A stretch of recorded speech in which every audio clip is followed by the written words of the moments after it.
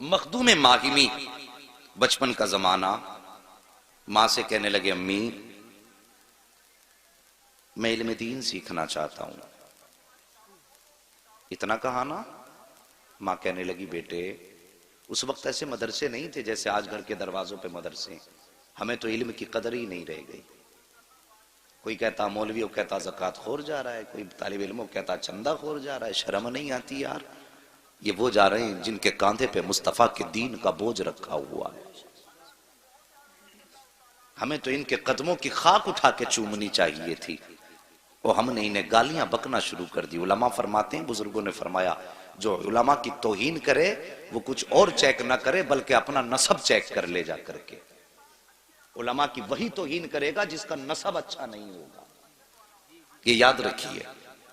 मुझे इसकी परवाह नहीं रहती दोबारा कोई बुलाएगा कि नहीं बुलाएगा, लेकिन मैं चाहता हूं अपनी कौम से कुछ बातें ऐसी कर जाऊं जो वो अमल करें तो शायद कयामत में इतना तो काम आ जाए, कहें कि यार एक आया था मौलवी कुछ बातें बता के गया, यहां काम आ गई है।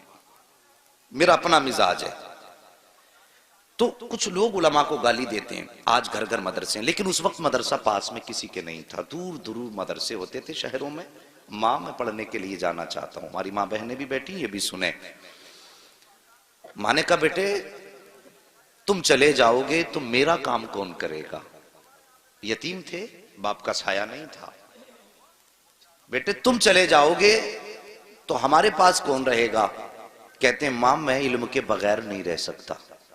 मां ने कहा बेटे अगर तू इल्म के बगैर नहीं रह सकता तो मैं तेरे बगैर नहीं रह सकती। अल्लाह अकबर। मां ने जब इतना कहा ना तो मां के फर्मा बरदार थे, आज की तरह नाफरमान नहीं थे। मां कहती है बेटे टाइम से घर आया कर, चौराहों पे घंटों घंटों क्यों खड़ा रहता है? कहता है मुंह बंद करके सो जाया कर, तुझे नींद नहीं आती तो मैं क्या करूं? तू कौन होती है मेरी जिंदगी में पाबंदियां लगाने वाली? यार हमें सोचना चाहिए हम किसके बारे में बोल रहे हैं। अल्लाह अकबर। ये वो है, अल्लाह की कसम अगर ये हमें कलमा ना सिखाती तो न जाने किस उम्र में जाके कलमा याद होता। उस मां के बारे में ऐसे बोलते हैं कि मुंह बंद रखा कर, तुझे फिक्र करने की जरूरत क्या, मैं कोई बच्चा हूं? और तुझे पता नहीं है जिस दिन ये चले गए तो तुझे रोने के सिवा कुछ नहीं मिलने वाला। ये याद रखना, माँ बाप चले गए तो फिर कुछ नहीं मिलने वाला। हर दरवाजे पे जाओगे सब कुछ मिलेगा, मां का चेहरा नहीं मिलेगा। आज इनकी कदर कर लो। मां ने कहा बेटे मैं तेरे बगैर नहीं रह सकती। कहने लगे मां इल्म के बगैर मैं नहीं रह सकता। मां ने कहा नहीं बेटे जाएगा नहीं। जैसे इतनी बात मां ने कही ना जाएगा नहीं, तो रोने लगे। अल्लाह अकबर। मां के आंचल से लिपट के रोए, मां मैं तेरे पास रहूंगा। लेकिन इल्म का इश्क था इनको, शौक था, बगैर इल्म के जिंदगी मुश्किल थी। एक दिन रोते रोते दरिया के किनारे चले गए। कौन सा दरिया? वही समंदर जो साहिल समंदर के किनारे पे टहलने लगे। टहलते रहे, आंसू बहाते रहे। अचानक अचानक अचानक बड़ा नूरानी चेहरा जिसको दुनिया हजरत खिज़र अलैहिस्सलाम के नाम से जानती है, जैसी वो चेहरा निगाहों के सामने आया, अल्लाह अकबर। चेहरा देख के मुस्कुराए, कहा बच्चे क्यों रो रहे हो? कहने लगा हजरत मुझे बस मेरे अपने मामले पे रोना आ रहा है। कहा बेटे बता तो सही। हजरत मखदूम माहिमी ने कहा था सरकार ये मेरा मामला है, आप जाइए। अल्लाह अकबर। मगर वो खिज़र थे, आए ही इन्हीं के लिए थे। कहते हैं बेटे बता परेशानी क्या है? कहते हैं हजरत मैं पढ़ना चाहता हूँ, माँ जाने की इजाजत नहीं देती है, मैं माँ का दिल तोड़ के नहीं जाना चाहता। हजरत खिज़र फरमाते हैं बेटे बात ये है अगर तुम जाने की इजाजत तुमको नहीं मिली है तो मैं तुमसे वादा करता हूं रोज यहीं आया करना, मैं तुम्हें पढ़ा के जाया करूंगा। अल्लाह अकबर। इतना सुना हजरत खिज़र की, हजरत मखदूम मागिमी की दिल की दुनिया बदल जाती है। मारे खुशी के अब फूले नहीं समाते हैं। रोज आते हैं, अल्लाह का खिज़र पढ़ा के जा रहा है, रोज आते हैं, अल्लाह का खिज़र पढ़ा के जा रहा है। जब कई दिन गुजर गए तो एक दिन माँ ने कहा था, माँ ने पूछा था लख्ते जिगर कहाँ जाते हो? नूरे नजर गायब होते हो, पता नहीं चलता है। लेकिन हजरत खिज़र ने एक वादा किया था, बेटे मखदूम एक वादा करो। कहा कौन सा वादा? कहा किसी को ये राज बताओगे नहीं कि मैं पढ़ाने आता हूं। अगर जिस दिन तुमने ये राज खोल दिया उसके बाद मैं पढ़ाने के लिए नहीं आऊंगा। हजरत मखदूम माहिमी ने हजरत खिज़र से वादा तो कर लिया, लेकिन कई दिन की गैर हाजिरी के बाद जब माँ ने कहा था बेटे कहां जाया करते करते हो। इतना सवाल सुना ना तो माथे पे पसीना आ गया। सोचने लगे अगर बताता हूं तो खिज़्र रूठ जाएंगे, अगर नहीं बताता हूं तो मां रूठ जाएगी, अगर मां रूठ गई तो रब रूठ जाएगा। अल्लाह अकबर, ये सोच के आप शशो पंज में है। मां ने कहा था लख्ते जिगर चुप क्यों है, आज तक तो तूने मुझसे कोई राज नहीं छुपाया, क्या कोई अहम बात है जो छुपाना चाहता है? कहते हैं मां तुझसे ज्यादा अहम कौन सी बात होगी, जिंदगी में सबसे ज्यादा अहमियत तेरी है।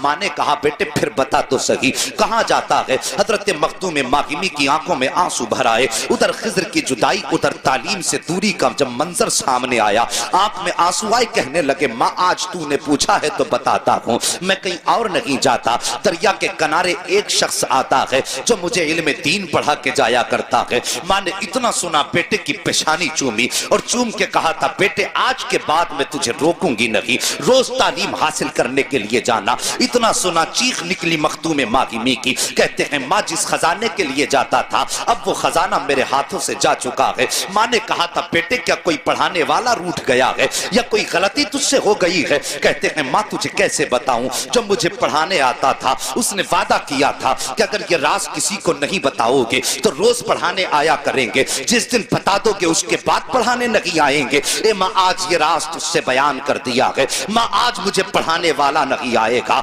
आज के बाद मुझे दीन सिखाने वाला नहीं आएगा। इतना सुना कि मां ने लाल को सीने से लगाया और सीने से लगा के कहा बेटे उदास ना हो, जा जाके बिस्तर पे आराम कर ले। हजरत मखदूम मागिमी तो बिस्तर पे लेटे हैं, चेहरे पे चादर डाली है, आंख में आंसू लेकर के सो जाते हैं, लेकिन मां नहीं सोई है। और लोगों आज परेशानियां होती हैं तो मौलवियों की चौखटों पे जाके झटके धक्के खाया करते हो, टोरी कर दो तावीज कर दो मुसीबतें आ रही हैं। अल्लाह की कसम खा के कहता हूं सबसे बड़ा तावीज खुदा ने तेरे घर के अंदर रखा है, सबसे बड़ा दुआ देने वाला खुदा ने तेरे अंदर रखा है। आज झूठे पीरों फकीरों के चक्कर में तुम दर दर की ठोकरें खाया करते हो। अगर तुम्हारे काम नहीं बना करते हैं तो छोड़ो इधर उधर के चक्कर, अगर घर के अंदर मां मौजूद है तो कदम पकड़ लो और आंचल सर पे रख के कह दो ए मां बरकत की दुआ कर दे। अल्लाह की कसम खा के कहता हूं अगर मां ने खुश होकर के हाथ उठा के दुआ कर दी तो सुनो हाथ नीचे बाद में आएंगे, खुदा की रहमतें तेरे घर में पहले उतर। नाराए तकबीर, नाराए रिसालत, उलमाए अहले सुन्नत, जश्ने गौसुल वरा, नाराए तकबीर, नाराए रिसालत। हाँ हाँ, जिससे हमें मांगना था उससे हमने कभी सुभान अल्लाह, सुभान अल्लाह। जिससे हमें दुआएं लेनी थी कभी मुड़ के उसकी तरफ नहीं देखा। ये दुनिया बड़ी बेवफा है, इतनी बेवफा दुनिया। अल्लाह अकबर, जिस माँ ने 9 माह तक पेट के अंदर रख के पाला, 2 साल तक अपने सीने का खून पिलाया दूध की शक्ल में, और जब तेरे बाजू में तू कमाने धमाने लग गया, तेरी शादी हो गई, तो बस एक रात की दुल्हन ने तेरा रुख ही बदल के रख दिया। क्या ये घर घर की कहानी नहीं है? आज फोन आते हैं बूढ़ों के, कहते हैं हजरत दुआ करना बच्चे घर से निकाल रहे हैं। यार कलेजा टुकड़े टुकड़े होता है, क्या करें हम, किस किस को संभालें? मां बाप को दुआएं कराने की जरूरत पड़ रही है और फिर कहते हो कयामत कब आएगी? जब तुम माओ को धक्के दो, बाप को घर से निकालो और बाप तन्हाई में बैठ के रोए तो फिर पूछने की जरूरत नहीं कयामत कब आएगी। समझ लो कयामत करीब आ गई है।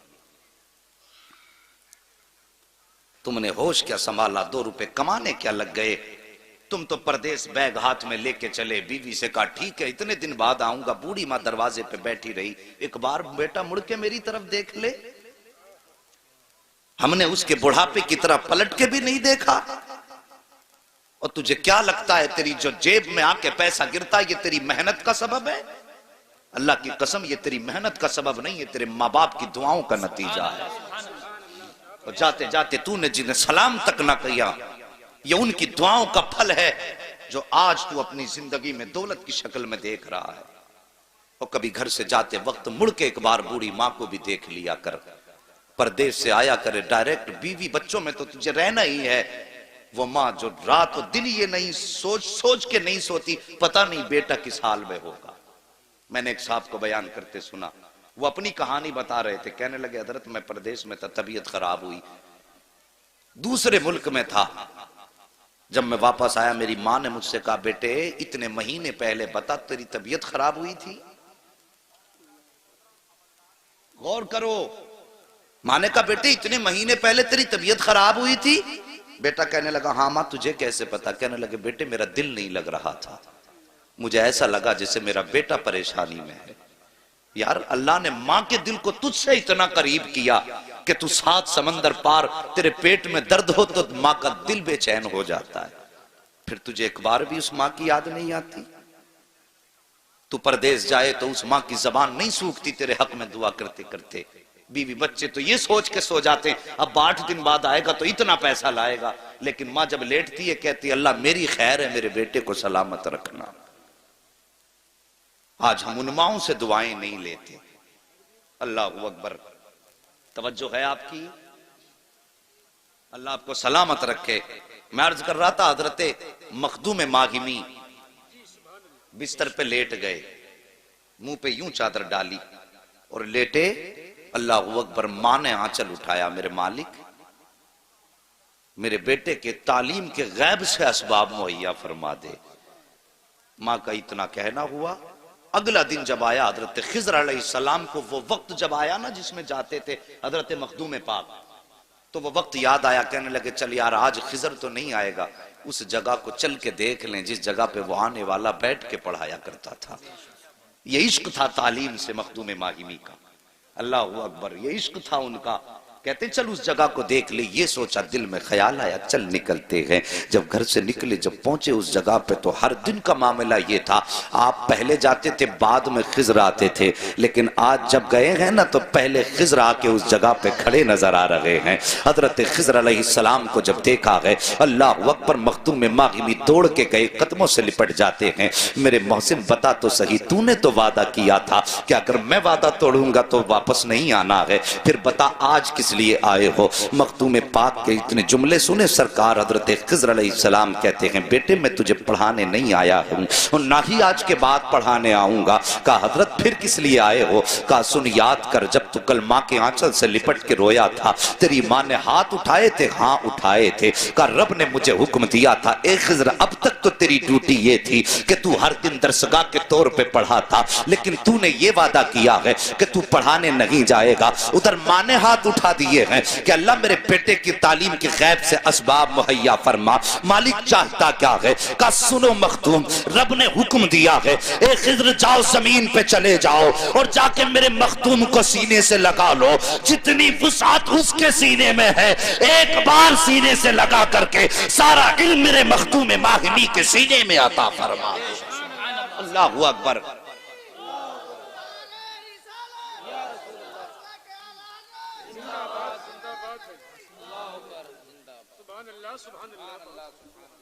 ओ लोगो, मैंने कहा था रब पहले इल्म देता है फिर विलायत का ताज देता है, और इल्म विलायत की पहली सीढ़ी। हाँ हाँ, तुमने बाल लंबे कर लिए कमर तक, उसको विलायत की डिग्री समझ के लोगों को समझाने लगे, हम वली हो गए। 10-10 हाथों में अंगूठियां, ये काय की? कहा ये उसकी है, ये कमाई की है, ये लड़ाई की है, ये बुझाई की है, ये रख देता हूं जिन भाग जाता, ये रख देता हूं आफतें टल जाती। वाह जी, ऐसा लगता है कि पूरी दुनिया का इलाज साथ लिए घूम रहा है। और हमारी कौम ऐसे लोगों के धोखे में आ जाती है। और मेरे भाई, अगर कोई भी आके कहे मैं वली हूं तो पहले उससे पूछ, बता तेरा रिश्ता मदीने वाले से कैसा है? सच बता, पहले देखो बाल उसकी सुन्नत के खिलाफ तो नहीं है, ये पूछो। उसके बाद उसके शराइत देखो, फिर उसे अपनाओ। कुर्बानी का जानवर कितना देखभाल के लेते हो? है? कान में छेद है, 6 मौलवियों को फोन करेंगे, इसके कान में छेद है, उधर पूरे पीर में छेद हुए पड़े। हाँ, ये मिजाज है हमारे। बगदाद वाले पीर सरकार गौसे पाक मादर के शिकम में वली हैं, आलम अरवाह में वली हैं। इतना बड़ा वली अल्लाह अकबर, शान देखो सरकार गौसे पाक की। मुफ्ती साहब तो सब कुछ बताते रहते होंगे। जहां पे ज्यादा काबिल लोग होते हैं तो वहां सोचना पड़ता तकरीर में बताना क्या है? तो ये बुजुर्गान दीन आपके बीच रहे, इन्होंने सब कुछ बताया होगा, लेकिन बरकत के वास्ते मैं जिक्र कर लूं, सिर्फ बरकत के वास्ते, क्योंकि उनकी बातें जिस जबान पे हो जाएं, मेरे गौस फरमाते हैं जो मेरा मानने वाला होगा, नाम लेने वाला होगा, तो जब तक वो तौबा नहीं कर लेगा उस वक्त तक अल्लाह उसे मौत नहीं देगा। उनके नाम की इतनी बरकत है, और फिर उनसे दुश्मनी कर लो तो कतई खैरियत ही नहीं है जी। बड़ी पावर वाला मामला उनका है। बस एक बात अर्ज कर दूं, बचपन का जमाना सरकार गौसे पाक का है, जरा सी हथेली पे सरसों अगर जादू से जमाने लग गया तो वो कहता बस मैं अपने दौर का सबसे बड़ा गौस हूं। फिर वो खातिर में कहां लाता, तेरी औकात क्या है, मेरा गौस वो है जो जमाने को पाल रहा है, जो दुनिया का निजाम चला रहे हैं, वो है अब्दुल कादिर जिलानी। दुनिया जिनकी नज्म और नस्क से चलती है वो है सरकार गौसे पाक। बचपन का जमाना, बच्चे खेल रहे हैं। अजीब गुजारिश करूंगा, नाराज मत होना, कुछ कड़वी बातें आने वाली हैं। हाँ पहले बता दूं, मेरी तकरीर तो यार को बेचैन करती है, सबब क्या है वही कहता हूं जो दिल पर गुजरती है। अब जो लॉकडाउन कुछ दिन से हुआ है ना, तो मुतवल्लियों ने इमामों की जान खा ली। मोहतमिम जो मदारिस के हैं उन्होंने मुदर्रिसों का खून पी लिया। मैं सब कैमरा है मेरे आगे, मैं कहता हूं दुनिया सुने इसे। ये कौम का रोना है, तुमने नहीं सुना? कुछ दिन पहले बरसात हुई, छत गिरी, इमाम के बच्चे और बीवी में उसी में दब के खत्म हो गए।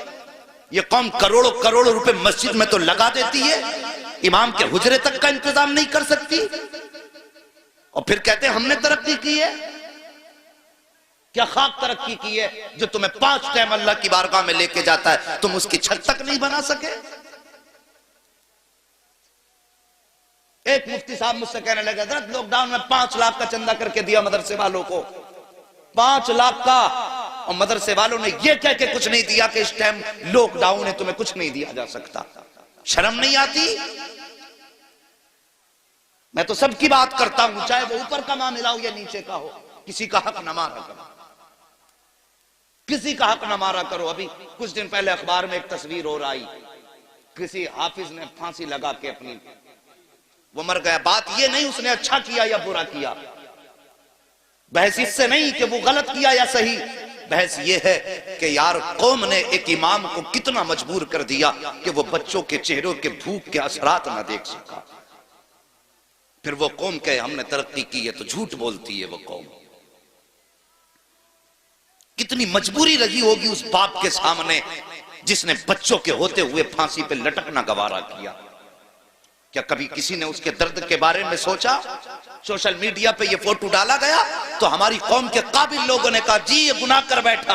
अबे मौलवी ये सबको पता गुनाह कर बैठा, लेकिन सोच तो सकी वो क्या वजह है जिसने फांसी तक पहुंचाया है? क्या ये कौम का जुल्म नहीं है? क्या ये अपनों का जुल्म नहीं है? मैं कहता हूं अगर एक पड़ोसी ने भी अपने घर का एक वक्त का खाना उठा के उसके बच्चों को खिलाया होता तो वो फांसी ना लगाता। अगर उम्मत मुस्लिमा ने पड़ोसी का हक समझा होता तो वो मौत को सीने से ना लगाता। हाँ उसने गलत किया है, लेकिन उससे ज्यादा गलत तुमने किया है कि तुम पेट भर के सोते रहे और एक कलमा पढ़ने वाला भूखे बच्चों के सामने जिंदा न रह सका। कोई तो मजबूरी रखी होगी यार। तुम कहते हो वो गलत है, लेकिन मैं कहता हूं वो जितना बड़ा गलत है उससे ज्यादा तुम गलत हो। मेरे नबी फरमाते हैं कि जिसका पड़ोसी भूखा सो जाए और वो पेट भर के सो जाए, आका फरमाते हैं वो आजी भी हो सकता है, नमाजी भी हो सकता है, वो सब कुछ हो सकता है, लेकिन मुस्तफा का नहीं हो सकता।